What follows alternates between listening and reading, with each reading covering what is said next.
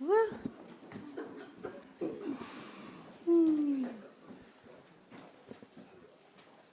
Well, good morning. I am just filled with joy to see you all today here in the sanctuary and on Zoom. You all are my people. Well, we all come together bringing our own pain, joys, sorrows, doubts, and fears. My hope is that you find solace, support, and joy here today. My name is Linda Krenicky, she, her, and I am serving as worship associate today. I'm a short, older white woman wearing a black and ivory dress. And I invite Ellen Rose to come light the chalice for us as I read these words from Melanie Davis. If ever there were a time for a candle in the darkness, this would be it.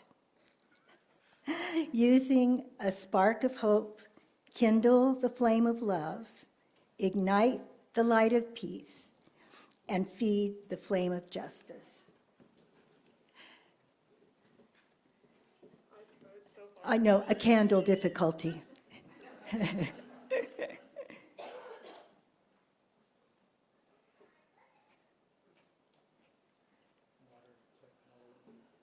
Thank you. Oh, nice.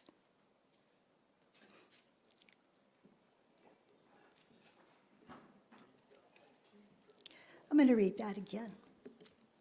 If ever there were a time for a candle in the darkness, this would be it. Using a spark of hope, kindle the flame of love, ignite the light of peace, and feed the flame of justice.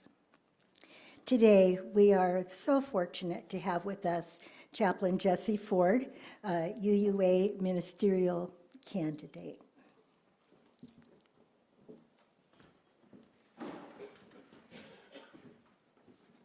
Thank you so much, Linda. Yeah. And this lovely candle lighting illustrated something that it's always good to keep in mind. It's like, try again. You can't fail unless you stop trying, right? So I'm pleased to share this beautiful call to worship this morning that Linda chose. We're now coincidentally in the two holy seasons that began on Wednesday, Lent, which lasts for 46 days, and Ramadan, which lasts for 29 days or thereabouts. Both of these faith traditions center relationship with the divine, and so if it should be for you that the God language of this call to worship doesn't dance well with your own current theology, I invite you to consider this prayer as addressed simply to the great mystery, to the winds and the waters and the fires and the earth, all of which extend far beyond our limited human perceptions. So this prayer for resilience is by Reverend Douglas Taylor. Gracious and loving God, from whom all things come and to whom all things return, we gather on the edge of another week, and for some of us, on the edge of our strength. We come buoyed by events of our week, or weighed down by them, or we arrive in some paradoxical mix thereof. We are here in our Sunday assembly of hope and restoration. At times we come weary and worn down, and for some, that is how we arrive today. At other times we come with questions, or with a longing, or with something to offer. But for those who come today shattered, broken, lonely, and lost, let us offer our prayer of resilience. Because again this week we test the tender places in our hearts and in our lives to see what healing may occur. Gratitude is often a source of healing, and so we give thanks for the landscapes of grace in our lives, for music, for good companions, and for the guidance of great principles and the examples of integrity around us. We give thanks for all that lifts us up and for lessons that lead us on. So for the times when we are brought low by anxiety or adversity, show us the hidden wells of love that we can tap into. Help us rise up once more, just once more, and once more again will surely be enough. Remind us that we do not strive in vain, that we are part of a chorus, that resilience is in our bones, that peace will prevail on earth, and that healing and grace come like soft rain. Be thou an ever-present strength upon our journeys, and teach us that in falling down, we do rise again. This we ask in the name of all that is holy. May it be so.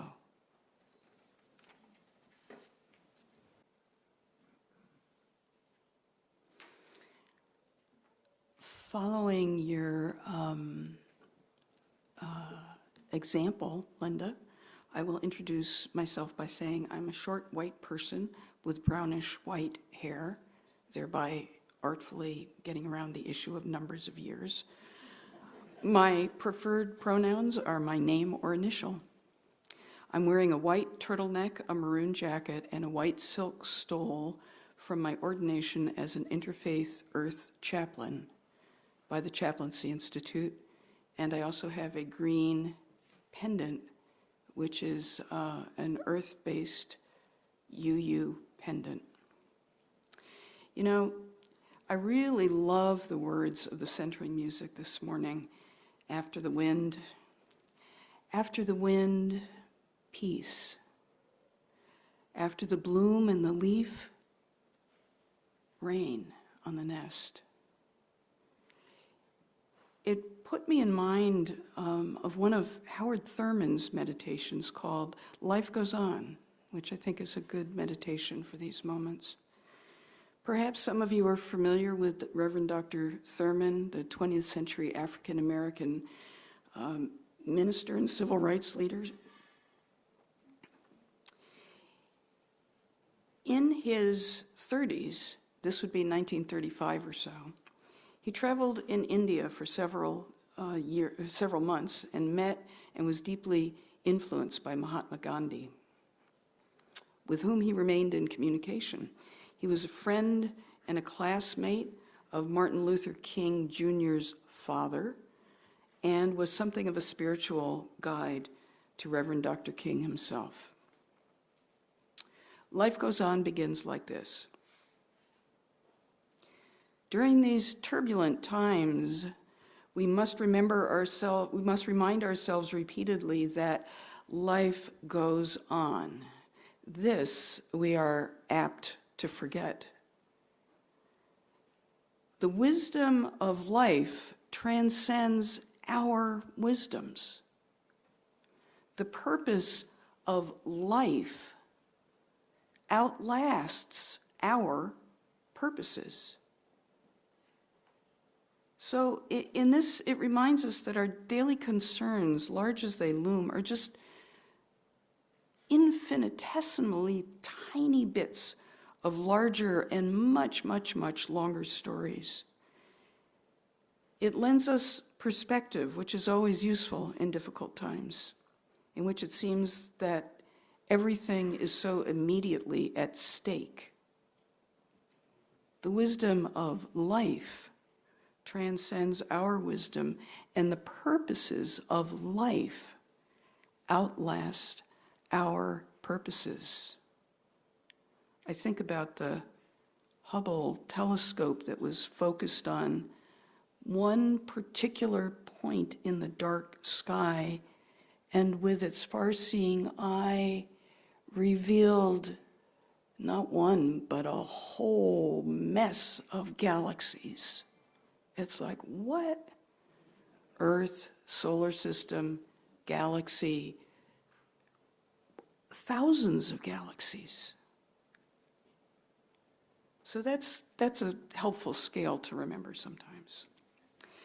I am a Sufi Muslim Unitarian Universalist, and so it's really profoundly meaningful to me to be speaking with you today about resilience in this holy lunar month of Ramadan. During Ramadan, Muslims are asked to fast during daylight hours and spend much of our waking time in prayer and in meditation with our families and in service. And Ramadan calls us to focus on basic Islamic values such as gratitude, patience, humility, generosity, and most foundationally, justice. Because our bodies are often quite hungry during Ramadan, at least during the day, it's natural to focus both individually and collectively on feeding the hunger of others as our service. Feeding deep, unsatisfied hungers, which only start with food, but also for dignity, for safety, for health.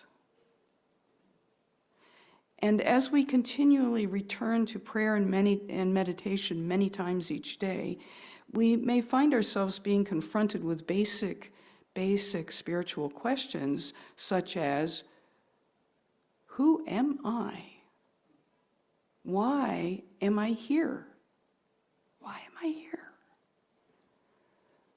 To what or to whom do I belong? Really? What do I believe about that? Do I believe that? How then should I live?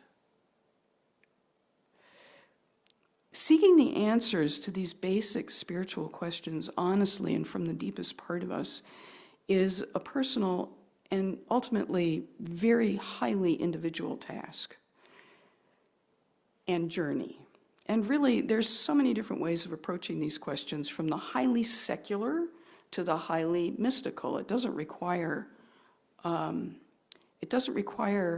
any particular starting place, but it does require that you deeply consider what you actually really honestly believe in this moment.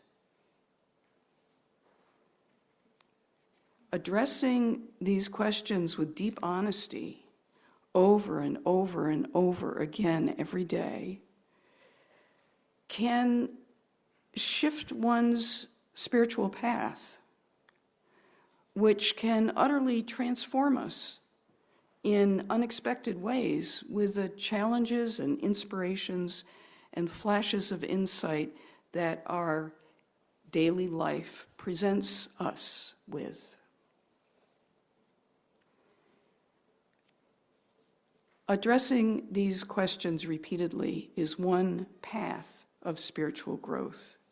And as Unitarian Universalists, we're not generally expected to routinely reflect on these and other theological questions.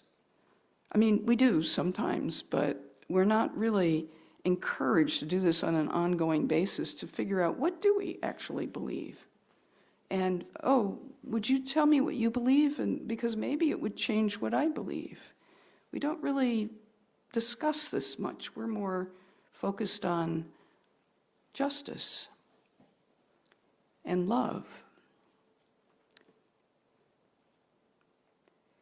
But I commend this practice to you because it really does lead to a kind of spiritual growth that has the goal of increasing our spiritual maturity. And spiritual maturity, I would say, is one of the most important tools we have for navigating the complex planetary crises that beset us now in this moment.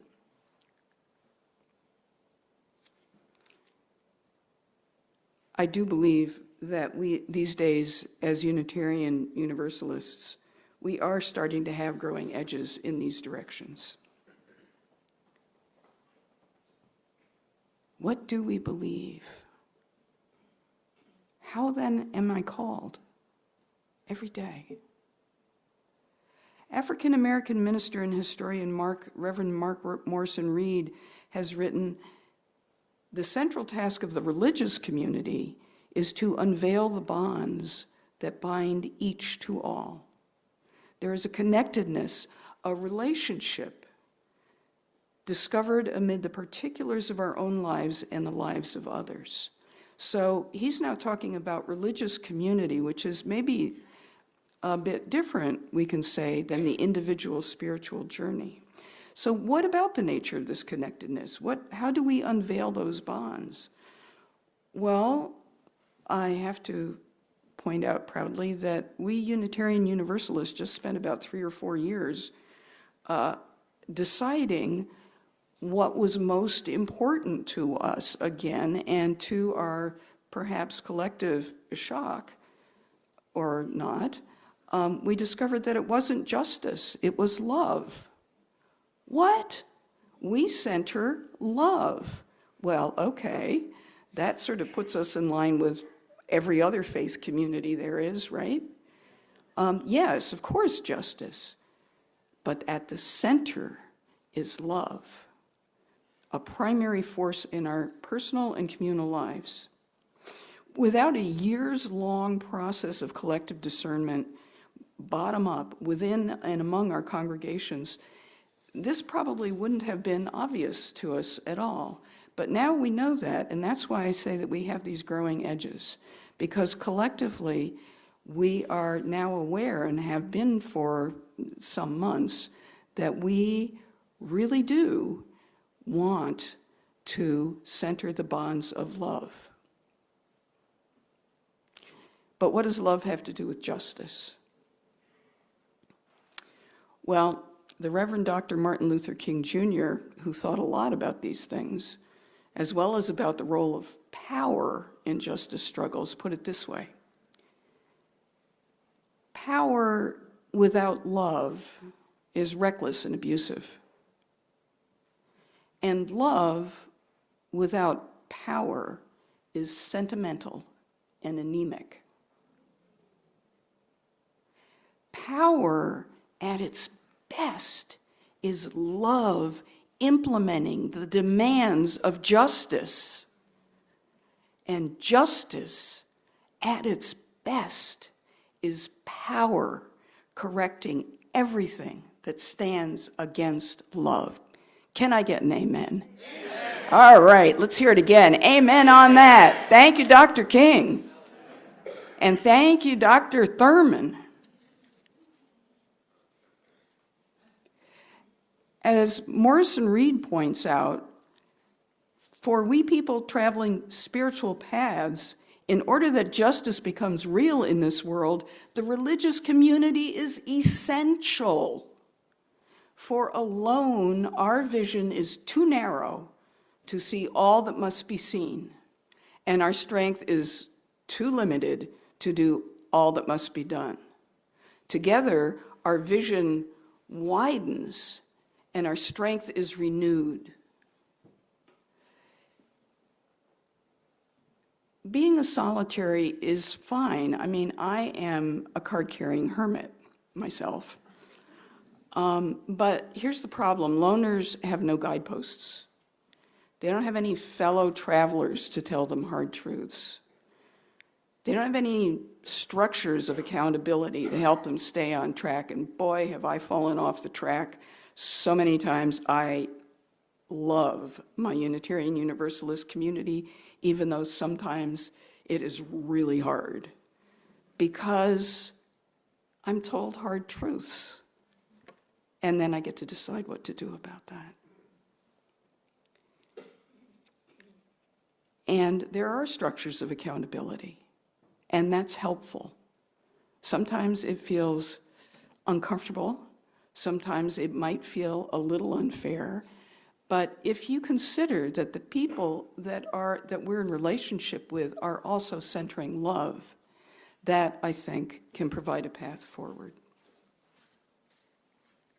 And we have to do this justice thing together because, frankly, it just takes a whole lot of mice to move that elephant, And if we don't love each other, if we're saying, I just don't like the shoes that you're wearing on that little mousy foot of yours, that's not going to get us anywhere. It's like, oh, kiss and be, I'll just go on my way and stand on your head. Because we agreed. And all of this is basically why church, right? We gather one day a week and perhaps reconnect in small groups between times to remember love and to remember that by some miracle we are loved just as we are, right through and through, as the song goes, by this very community, despite whatever we may and may not think about ourselves or each other, for that matter. And that if we can be loved, then together we can pour out into this hurting world that same powerful love towards each other and the world. Not a sentimental and anemic love, but a love has said, I see you. I see you. I love you. Despite everything. And love, I submit, is the basis of resilience. Love is the secret ingredient in the recipe for surviving and thriving, despite anything, despite everything. In some ways, I think of love as a muscle that we get to exercise over and over in community. You know how when you go to PT and you say, oh, I have an owie in my elbow, and they say, okay, move your neck this way. It's like, what?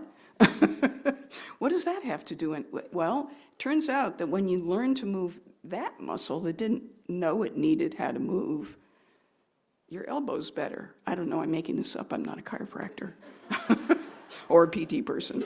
But I've just been surprised time after time. It's like, do this other thing and this thing will work. It's like, I'm glad somebody has figured this out. And wouldn't you just know, the more I exercise that muscle, the better I feel. And I think love is the same way.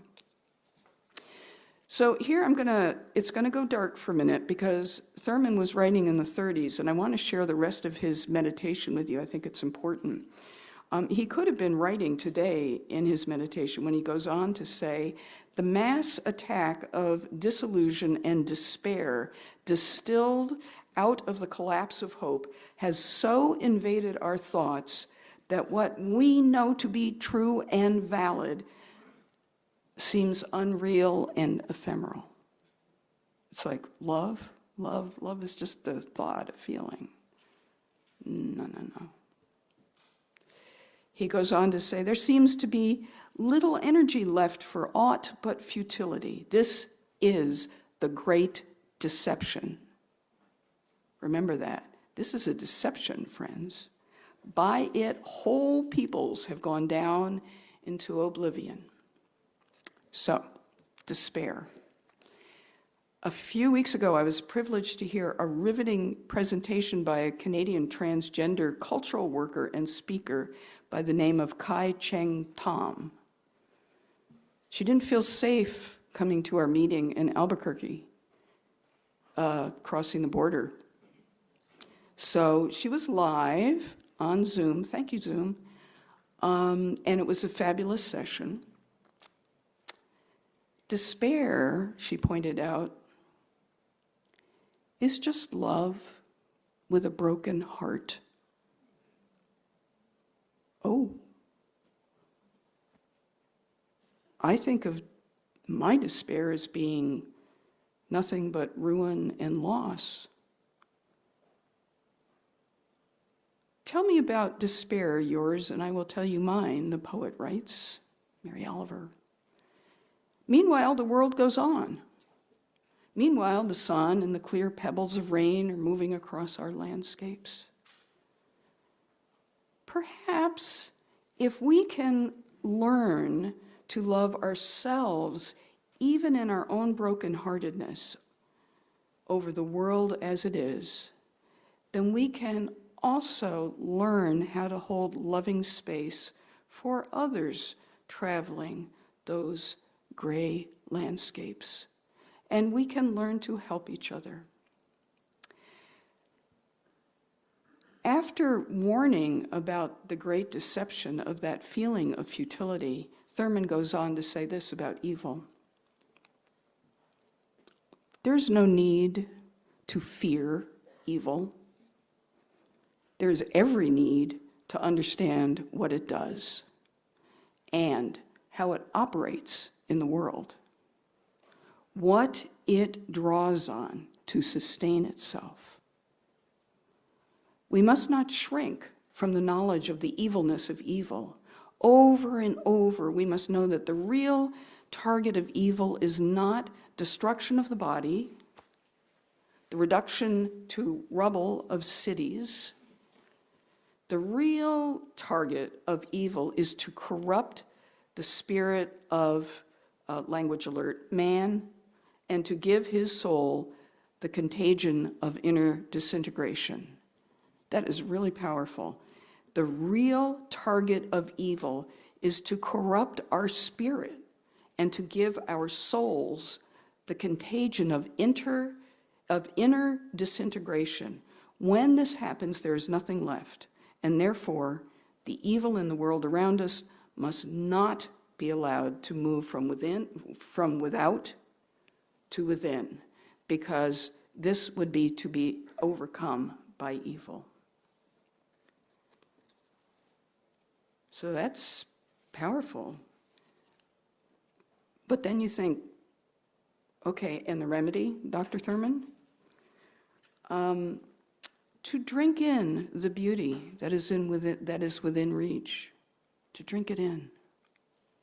To clothe one's life with simple deeds of kindness. To keep alive a sensitivity to the movement of the spirit in the quietness of the human heart and in the workings of the human mind. This is, as always, the ultimate answer to the great deception.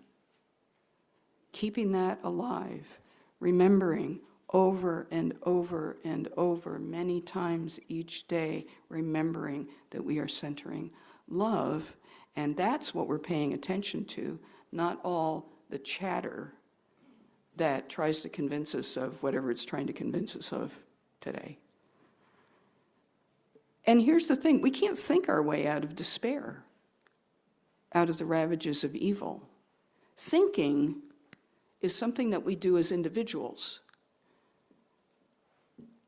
We do it all by ourselves. What did Descartes famously say? He said, I think, therefore I am, except he said it in Latin. Well, no, he said it in French because he wanted people to understand it, and then other people put it in Latin so that, fewer people would? I don't know. Anyway, I think, therefore I am, is said to have laid the foundation back in the early 1600s for all of Western philosophy. And look where that's gotten us. Thinking can be done alone. What cannot be done alone is to love. Loving is always relational. It is not centered in our ego. Love involves others, hopefully our families and our communities of choice, but if not, we still have the work of finding those communities where we can learn how to love even the most unlikely people. So different from ourselves. I'm a Gemini. Loving responsibly, respectfully, kindly, and honestly is perhaps one of Earth School's greatest lessons. Not the anemic thing, the real deal.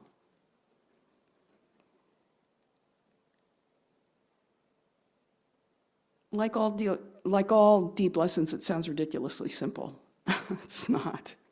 So, for starters, it's important to distinguish love for others from other emotions, such as one's own yearning need to be loved, which can only truly be satisfied when we learn to love ourselves, even in all of our ugly, prickly, unwieldy parts. And this is how we learn to love others in all their ugly, unwieldy, prickly parts. And that relationality is the deepest core of resilience, because that's the part that will not let us come apart at the seams. That's what keeps us whole as communities of mice working together to shout in the giant ear.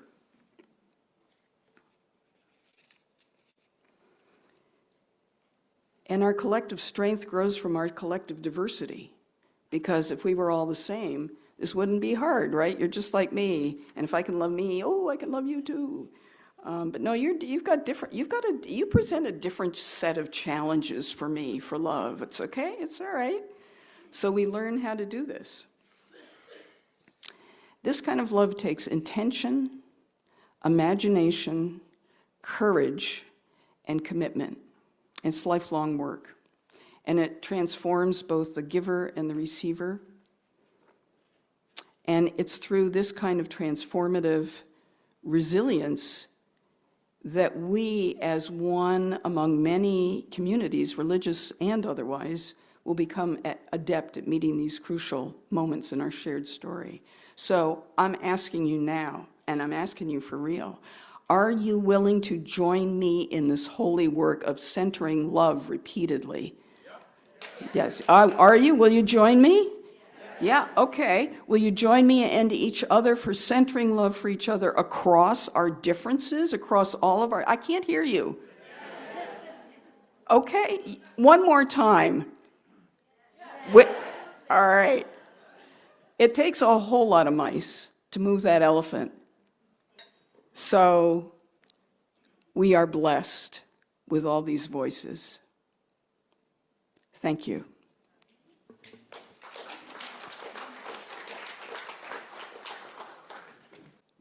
So may I leave you saying, may the words of our mouths and the meditations of our hearts, the work of our hands, and all the actions of our bodies be always a blessing to the world.